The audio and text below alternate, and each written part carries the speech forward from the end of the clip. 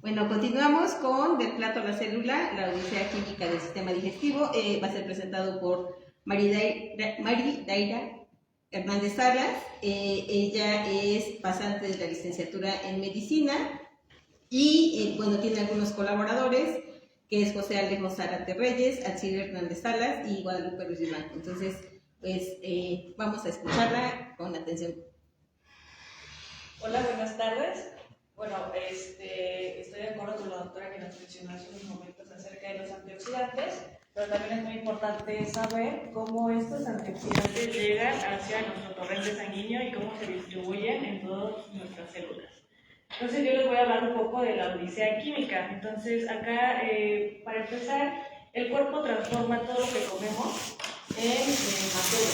Y también esta materia, también relacionada un poco hacia el universo, va a ser alimento para nuestras células, para que se pueda dar una correcta vida y el ciclo celular de cada célula.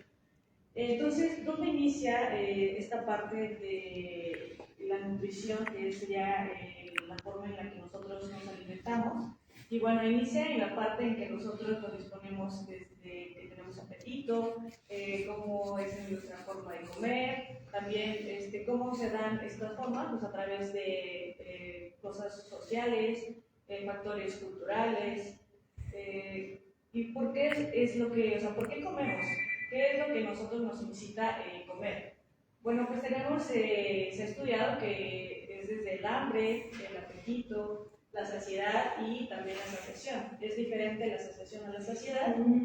Y bueno, vamos a hablar un poquito de lo que es el hambre, que es una sensación fisiológica que nosotros sentimos para que nuestro cuerpo obtenga nutrientes. El apetito es este deseo psicológico de comer, que también se ve mucho, por ejemplo, cuando nosotros acabamos un plato de comida y se nos antoja un postre. Eso sería como un ejemplo de apetito. La saciación, bueno, esta es la satisfacción del deseo de comer, cuando ya, pues ya comimos y ya nos sentimos como llenos, por así decirlo. Y ya la saciedad, pues es esta sensación de plenitud después de tener los alimentos, y a esto nos va a dar un equilibrio energético consumido. Entonces, hay varios pasos para que se pueda dar desde que nosotros consumimos el alimento hasta que llega a nuestras células, y es todo este proceso digestivo. Y también pues, forma parte del sistema digestivo, que empieza desde la boca, desde que nosotros llevamos el alimento hacia nuestra boca. Empieza lo que es la masticación, la trituración de los alimentos, para convertir como algo grande, ahora en algo más pequeño, y así sucesivamente hasta pues, llegar a las moléculas. Entonces, mientras estamos en algo enorme, y empezamos en la boca, esto se da como un proceso mecánico. Aquí empezamos a hacer lo que es la masticación, y ya después va a pasar a través de nuestro esófago, donde también pues, en el esófago tenemos fibras musculares que lo que hacen es pasar el bolo alimenticio desde la boca hacia el estómago, y gracias a estas fibras musculares pues, va pasando el bolo alimenticio hacia la puertita, que es el píloro, que es lo que pasa del esófago hacia el estómago. Entonces, como podemos ver en la imagen, pues tenemos la boca, que ahí es donde inicia, después sigue la faringe, pasa el esófago, y después hay un esfínter, que es el que se abre cuando pasa este alimento del esófago al estómago, y en el estómago también hay fibras musculares que lo que van a hacer es revolver el ácido con todo el alimento que nosotros consumimos, para así hacerlo de algo macro a algo un poquito más micro, todavía no tanto para entrar a las células, pero lo que va a hacer es que el estómago va a estar empujando este bolo alimenticio hasta que lo va a convertir en algo que ya se llama quimo. Entonces, podemos ver que el laboratorio empieza en la boca y se va a dar todo este viaje hacia el sistema digestivo, que ya empezamos y seguimos con el estómago. De ahí la digestión, como lo había comentado, la digestión pues va a comenzar en la cavidad oral, y como también en el universo, pues hay varias moléculas, varias enzimas que nos van a ayudar a degradar los alimentos en algo más pequeño. Por ejemplo, desde que nosotros iniciamos con la alimentación, antes de comer, nosotros ya tenemos varias sustancias químicas que activan nuestro cerebro para pues, la alimentación, que sería pues, el eje intestino-cerebro, que bueno, esto ya lo hablaremos un poquito más adelante, pero que, por ejemplo, cuando nosotros empezamos la masticación, que se da esta trituración y este complejo mecánico, pues también hay enzimas, por ejemplo la amilasa salival, que nos va a ayudar a que el almidón se convierta en maltosa. Y bueno, aquí, como había comentado, se forma el vuelo alimenticio. Ya el esófago pues, nos va a servir como medio de transporte a través de peristalsis, que es este tipo de contracciones que da el músculo para que llegue hacia el estómago. Y bueno, en el estómago también se van a producir diferentes enzimas, diferentes factores para que se pueda llevar a cabo la como revoltura de este alimento para que se convierta en algo más pequeño. Y una hormona que ahorita pues, está algo de moda y también que es muy importante pues, es la grelina, ya que esta hormona va a estimular el apetito, se aumenta cuando nosotros no hemos consumido alimento, cuando estamos en ayuno. Actualmente están muy en tendencia varios medicamentos para bajar de peso, que algunos de ellos lo que hacen es como suprimir algunas de estas hormonas para que no nos dé tanta hambre. Entonces, pues al disminuir este tipo de hormonas que no nos dé tanta hambre, pues obviamente pues comemos menos y pues hay una reducción de peso. Y luego se puede llegar a un laboratorio en un ambiente extremo que sería el estómago, porque en el estómago es un ambiente muy ácido. De hecho, el estómago produce su propio protector para no digerirse a sí mismo, porque si no tuviera esta protección, él mismo como que se comería, por así decirlo. Y pues hay distintas células que son las que protegen el estómago, secretando el moco. Hay unos que secretan el ácido y también acá tenemos las células parietales, las células principales, y también células G que son las que producen la gastrina, y las gastrinas son las que pues, producen la secreción ácida. Vamos a tener acá un pH menor a 1 gracias al ácido clorhídrico. Entonces, gracias igual a estos ácidos pues se pueden como que todavía triturar más y hacer más pequeñas esas macromoléculas en micromoléculas.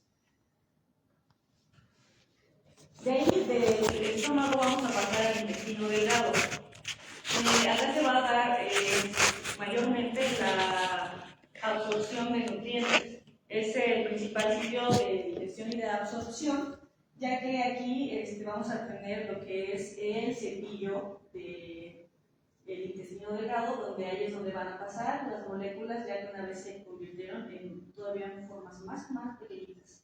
Y van a actuar diferentes mecanismos, diferentes órganos, ya que pasa del estómago, hay un esfínter todavía que se abre y pasa a una primera parte, la primera porción del intestino delgado, que se llama duodeno, y ese tiene 4 porciones. En la segunda porción aproximadamente es donde sale la bilis y el jugo pancreático. La bilis, recordando un poquito, es un almacén de bilis que secreta el hígado. Esto lo que nos ayuda es a degradar las grasas. Y el jugo pancreático también se une junto con el conducto biliar, y estos dos caen al duodeno, pero el páncreas lo que también nos va a dar es la lipasa pancreática para que podamos degradar grasas. Entonces ambas nos van a ayudar, llegando al duodeno, a degradar esa parte de esos macronutrientes, que serían pues ya las grasas. Después sigue el quimo, ya por el intestino delgado, y van actuando diferentes enzimas para que esas micromoléculas ya empiecen a entrar en el borde del cepillo. Ese borde del cepillo es una célula que tiene, pues sí, como una forma de cepillito, tiene varios como cilios, que ahí es donde van a decidir qué células van a ser las que van a poder entrar, porque no todo lo que consumamos se va a absorber. Hay cosas que no se pueden absorber y que van a terminar siendo excretados.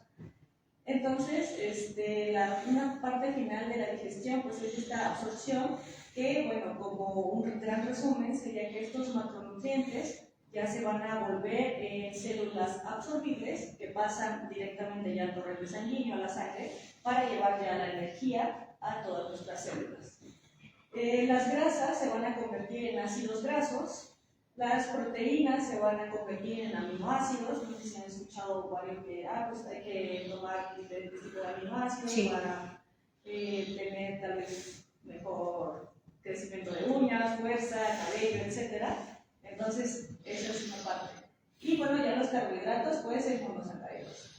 Y bueno, ya una vez que estas micromoléculas pasan a la mucosa intestinal y llegan a la sangre, pues ¿cuál va a ser su fin? Pues va a ser que se produzca energía, que también gracias a ella se produzcan otro tipo de biomoléculas y que haya una buena función celular. Y bueno, más o menos el tránsito intestinal es de unas 3 a 5 horas, pero lo más importante es de que nos da esta función celular, ya que si nosotros no comemos, no nos nutrimos, pues es obvio que pues va a haber una reinfección y puede haber, o sea, esto puede llegar hasta la muerte.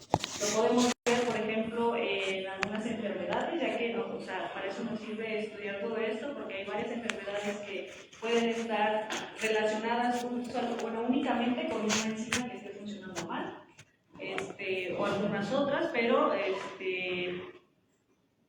pues para eso nos ayudaría como comprender un poquito mejor el sistema digestivo, así como también para bajar un poquito de peso o modularnos un poco. Y bueno, ya el destino casi final es el intestino grueso. Después de que pasó del intestino delgado, pues ya pasa al intestino grueso y ahí se va a absorber casi la mayoría, un 90% de agua. Y ya de ahí, todo lo que no se absorbió en el intestino delgado va a pasar al intestino grueso.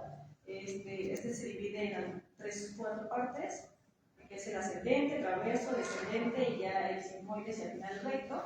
El sigmoide nos va a ayudar para que ahí se acumule lo que se va a excretar y ya cuando baja al recto, pues ya es cuando nos dan ganas de ir pues, al baño. Y ya posteriormente, pues defecar. Y bueno, de esta frase que dice que la travesía que inicia en el plato cargada de estímulos sensoriales y significados sociales culmina en la célula, donde los nutrientes son transformados en energía indispensable para la vida. Ya que desde que nosotros vamos a comer, como lo mencioné que hay un eje intestino-cerebro, también funciona, por ejemplo, el sentido del gusto.